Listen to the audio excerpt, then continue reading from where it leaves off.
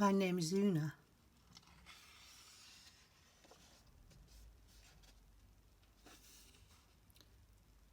Una meaning one life, one of many. What can I tell you? Well, I once learned to play Mull of Kintyre on the guitar. Other kids teased me, but I genuinely thought it was a nice song. It was 1977. Most kids my age were into punk or ska, even though they were only 12 years old, so I was quite out of sync. It was a strange musical era. The Brighouse and Rastrick brass band were kept from the number one spot by Wings. The Sex Pistols had just released their first and only album. Never Mind the Bollocks didn't really grab me at first. But Mull of Kintyre was the first UK single to sell over 2 million copies, so I've kind of been the only person who liked it. I also learned a song by Crystal Gale and one by David Soul, which I thought I sang rather well, but used to irritate my sister.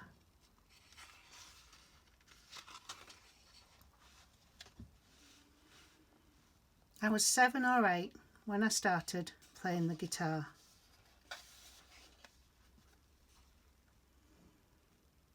I liked Top of the Pops, but I found rock music a bit noisy. I loved Val Doonican. He had a song called Walk Tall. He told me to walk straight and look the world right in the eye, and that's what I tried to do.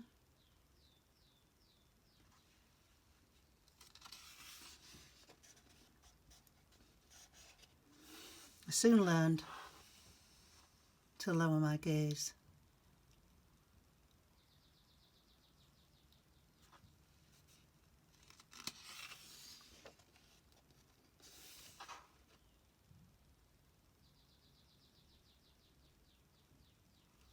I was born at home in a house like this. My mother breastfed me. I had a big sister. My sister was born just before a harsh winter in 1963. Our mother wasn't married then. In 1963, it was an extraordinary thing to have a baby if you weren't married. So my sister's mother was an unmarried mother. What was my sister? And what was her father, I wonder? No one told her about this. She learned it from a boy at school. Our mother had better luck with me, as my father married her before I popped out. Later, we moved down the village to a house like this.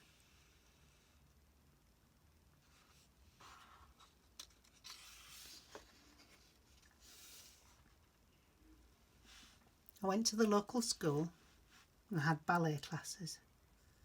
My father made me a beautiful doll's house. He must have loved me very much. My favourite times were Christmas and summer holidays. At Christmas, I carried a pillowcase of presents around, pretending to be Santa. On holiday in the summer, I'd wander slowly along the beach, imagining I was a character in a book, a pirate's wife, a dragon hunter, an orphaned girl in a story of thieves and smugglers, or afternoon tea and boarding school. People were always telling me I had a vivid imagination.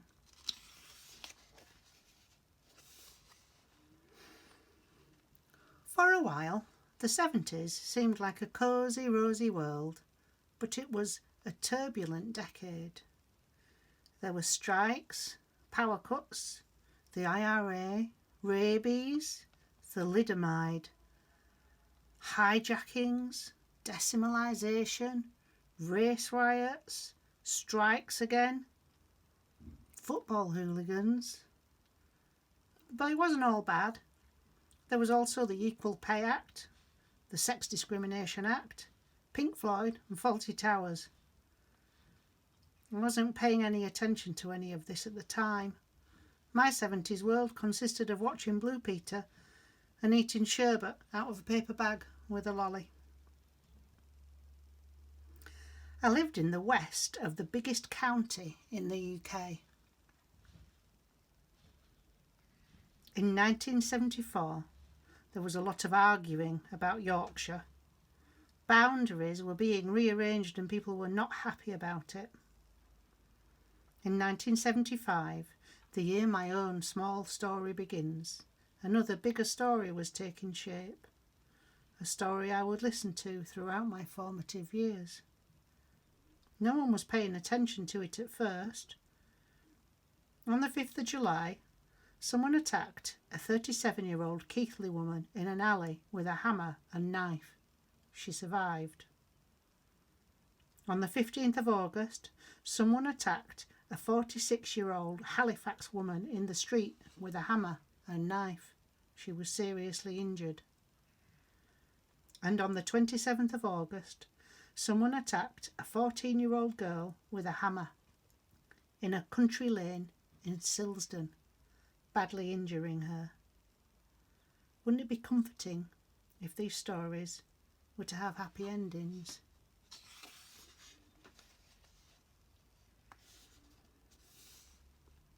(1975) 3 happier endings. Keighley. Are they arguing again? Wake up, you bastard! Snore, snore. Halifax. Bye, bye. Corner chippy, closed.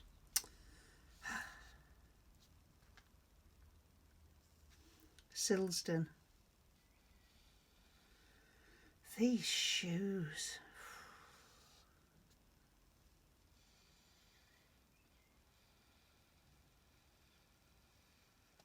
Home. Sigh. 1975 was a busy year for Yorkshire. Among other things, on the 7th of March, the body of teenage heiress Leslie Whittle was found at the bottom of a drainage shaft. Donald Neilson, who killed her, was nicknamed by the press as the Black Panther. He turned out to be from Bradford. Later that year, on the 5th of October, the body of an 11-year-old girl named Leslie Moleseed was found on a moor near Ripponden. Someone had sexually assaulted and killed her. Then, on the 30th of October, someone attacked a 4th woman with a hammer in a suburb of Leeds. Mother to 4 young children, she died of head injuries and multiple stab wounds. 10 weeks later, someone killed another woman in the same way outside a Leeds club. By December of that year, West Yorkshire Police still hadn't made any progress with investigations into the hammer attacks, and no one in the media had thought of an exciting nickname for the killer yet. But police had charged the wrong man with the murder of Leslie Moleseed. Stefan Kisko, who was reported to behave in odd ways, confessed after being questioned for 2 days without a solicitor present. He was jailed for life, spending 16 years in prison before he was acquitted, developing schizophrenia while he was inside. Meanwhile, the man who actually killed Leslie, Ronald Castry, an ordinary married man who ran a comics shop in Ashton-under-Lyne, didn't go to prison till 2007, 32 years later, when forensic DNA evidence proved he did it. 1975 was also a busy year for me. It was the year I met a man who told me his name was Damien. It was the start of a long, hot summer.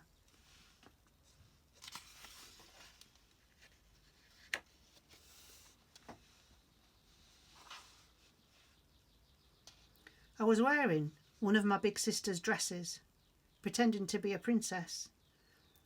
It was a white halter neck with small blue flowers. I used to borrow it without asking her. I looked just like a 10-year-old in a big dress, but he pretended he thought I was older, so I was flattered. By this time I had a baby sister, and although I didn't know it yet, My mother was dissolving and my father was crumbling, so they were more than a little distracted. My big sister wasn't exactly happy either. I didn't tell anyone about the man called Damien, and they didn't ask. Unfortunately, if you don't tell, no one notices. The incident with Damien was thoroughly buried. Life continued. That was just the way it was. I tried to be a good girl.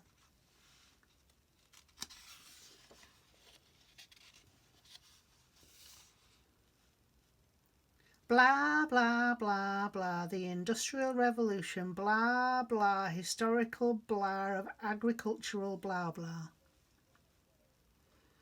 In the autumn, I started high school. I also started wetting the bed. School was okay. I liked it and did well quite easily at first. I made some friends. I enjoyed art, but other kids seemed to think it was a waste of time. Once, in class, I drew a picture of a boy I fancied. The teacher liked it and displayed it in the corridor. Everyone recognised him. You can imagine how the other kids laughed. I was so embarrassed. Needless to say, he didn't ask me out, even though I was really good at drawing. Some of the other girls at school had boyfriends. They were sophisticated types who wore tights and had hairdos. My friends and I didn't have hairdos or boyfriends, and we mostly wore socks.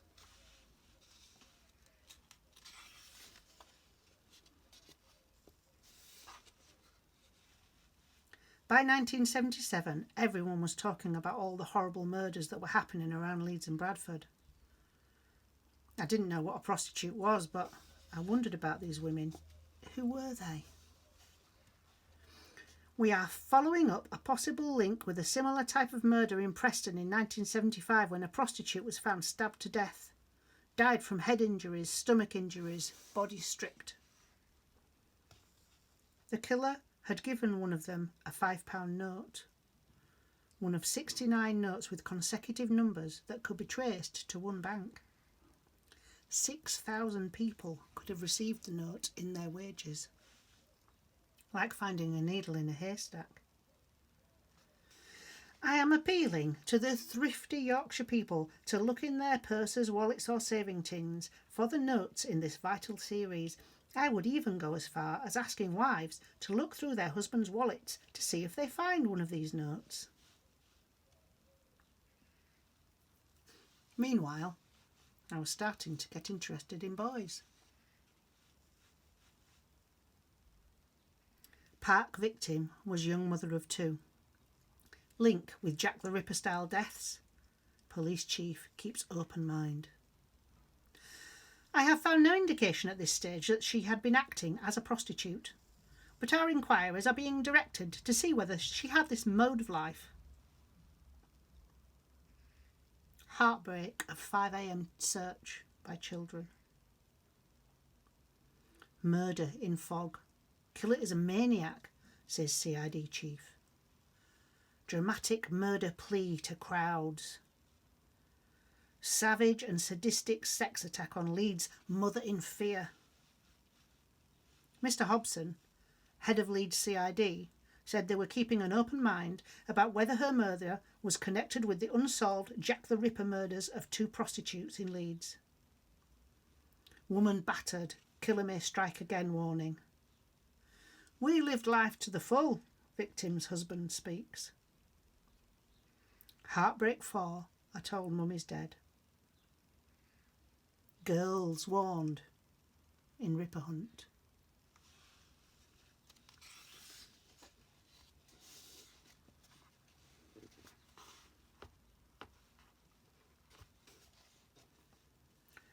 By 1978, more than 200 West Yorkshire police officers were working permanently on the Ripper inquiry.